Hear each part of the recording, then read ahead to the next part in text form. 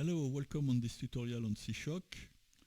In the last tutorial we have seen how to synthesize shock response, and today we will use the same model, which is a shock machine, seen here, in order to retrieve shock response in time domain in fluid volume. So we have two acoustic volume, classical acoustic cavity with acoustic mode inside. For that I've created an acoustic volume that is 5 by 5 by 5 meters, so 125 cube meter as a volume, 125 square meters for the surface area, and the perimeter is 60 meter in that case. And I add some fiber material, 2 millimeter, just to get some absorption in the high frequency domain, pick up the absorption of the cavity for trim property. So the fiber is spread on all surface of the cavity volume. And I use background absorption of 5% for low frequency.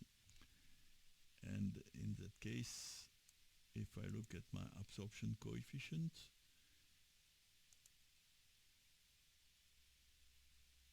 it's a sum of both absorption, background absorption and trim absorption, and we have something like this above, rather high, 0.5, 0.6 in the high frequency domain.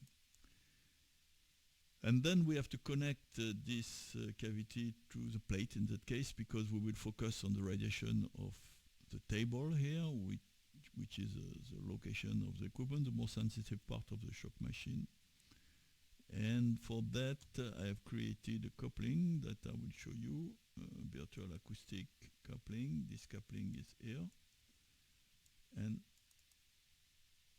in that case we have set the coupling to unbaffled condition, radiation coupling, because the table can radiate both sides. Then the two pressure fields Z plus and Z minus for the table are correlated, and then this is taken into account by the unbaffled condition. Okay, so this is for the reverberant cavity.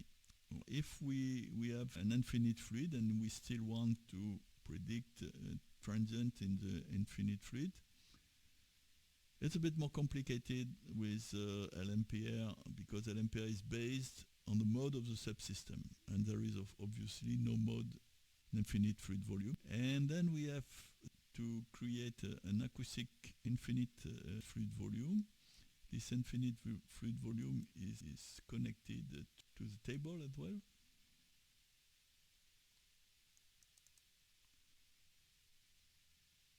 Table to infinite fluid volume. Same property for radiation efficiency, unbaffled. So that means we can transfer the power in the infinite fluid, and I have connected to the infinite fluid an acoustic sound probe with this transfer coefficient is here, and this free field transfer FFT is set to calculate the pressure at a 1 meter distance from the table, and because the table is above a reflective floor, the power can only be radiated on 2 pi, and then this is a solid angle that sets the radiation.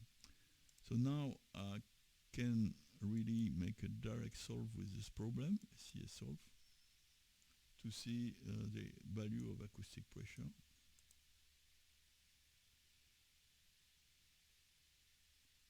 Engineering unit, and you see that the pressure in the active sound probe is more important at high frequencies at the level of the reverberant field in the new cavity which have been created previously, but at low frequency the reverberant noise is dominating the direct sound field.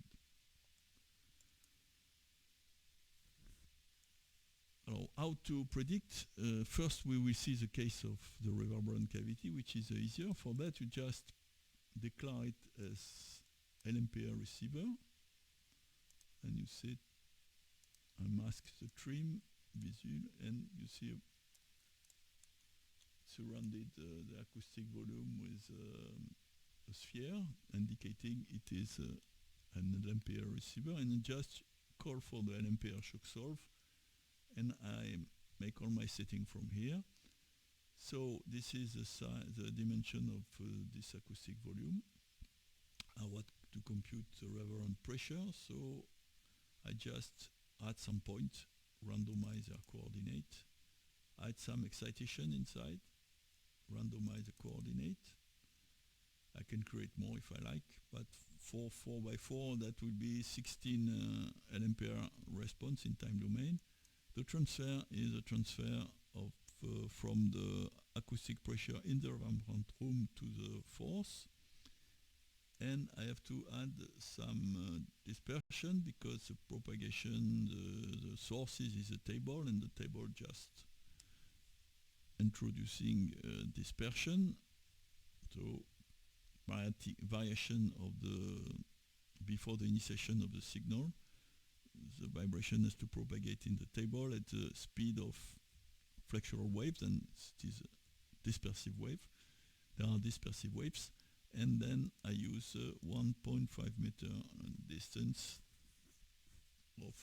for the dispersion. That means the time that a mode is going to one side of the table to the other side. The table be having a width of about 0.75 meter. And the shock response parameter as computed as usually with a default Q factor of 10, and we just pick up the primary max positive of the SRS. So I run this computation, right? I can see on the result SRS in the reverberant room with a peak at 1000 Hertz, the standard deviation between the different force apply point, not much, and the LMPR time of the different reconstruction point by changing the observation point and the reference point. So this is reconstruction at various points in the cavity, and this is a traditional natural variability of the sound field. And then I can export the data in the directory. I call it prev here, and I export all points available for SRS and all points available for LMPR. There is more. And okay, this is exported. We will see later. Now I will focus on the reconstruction inside the infinite fluid volume, so at a distance 1 meter, no mode here. So we are obliged to trick a bit C-Shock by saying, okay, in the fluid volume, what is the modal database I need? It's the database of the modal database of the table. So I declare the table as an LMPR receiver. But what kind of transfer I need for the synthesis? I need obviously the pressure here. So I will just graph the pressure in the infinite sound fluid and export it to the video directory. Okay.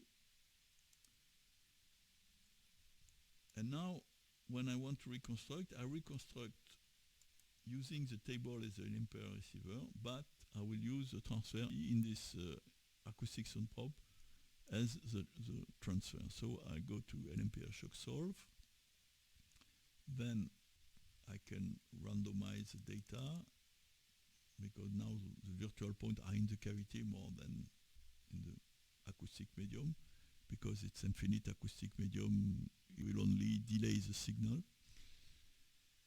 And I randomize the coordinate, and here I have to import the transfer, so I set it to pressure here, and I import the ISP active sound probe pressure here.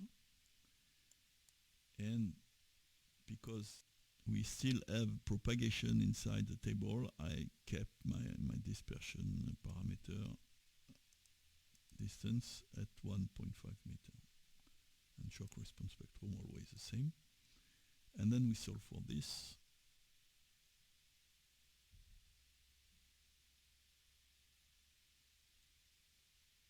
And then I see the SRS and the LMPR time. And due to the direct radiation, and then export the data, and I put it in the PEFV, and I export everything I can.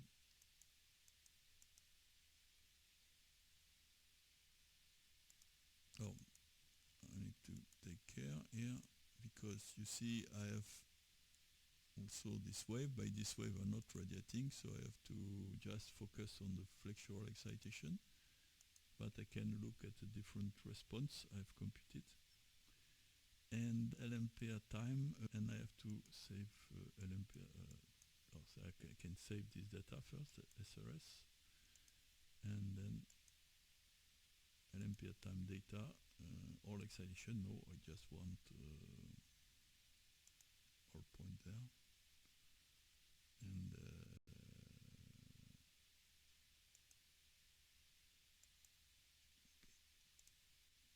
I export.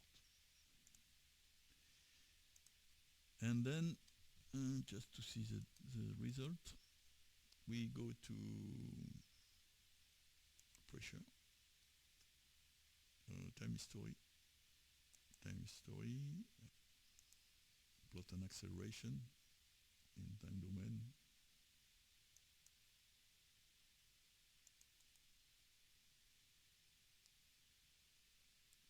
Plot, and I can import the pressure.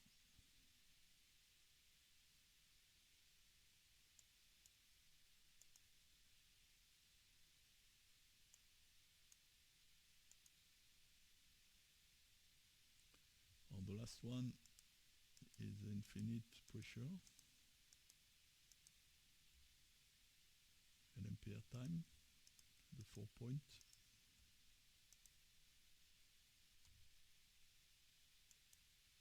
Okay, this is the pressure.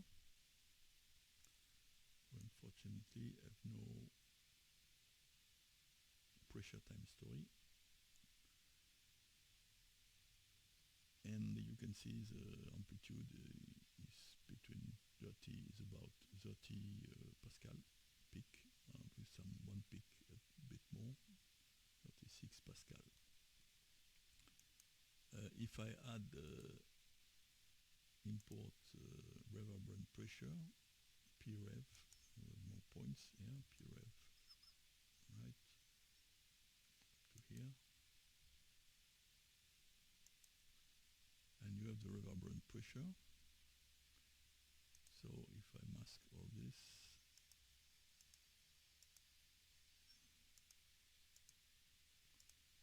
you have the reverberant pressure. And if you want to compare just one reverberant pressure with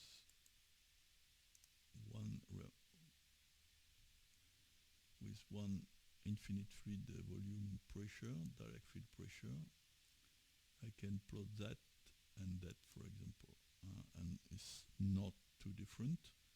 Just have less damping in the reverberant field, so more high frequency content, obviously,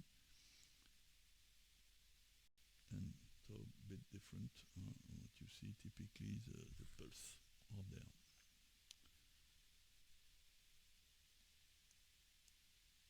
Because we have introduced dispersion, if you want to make a more complicated model, it's possible.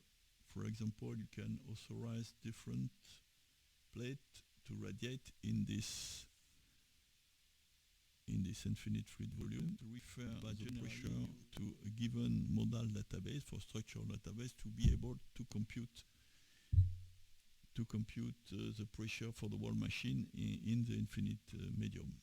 So you see that for the cavity, you can just connect different kind of panel to the fluid volume. That's easy to do because we use the database, the modal database of the cavity to perform the reconstruction. So you can connect as many structural subsystems to this cavity to perform the computation of the total pressure.